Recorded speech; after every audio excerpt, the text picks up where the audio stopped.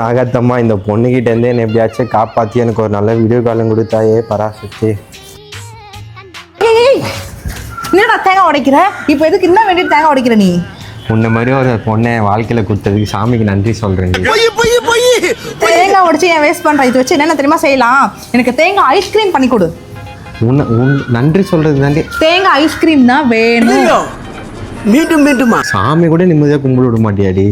என்ன கடவுளே இது, எனக்கு எதுக்கு என்ன போய் இந்த மாதிரி சோதிக்கிற? தேங்காய் ஐஸ்கிரீம் தான், வா செஞ்சுட்டு வந்து சாமிக்கு படைக்கலாம்.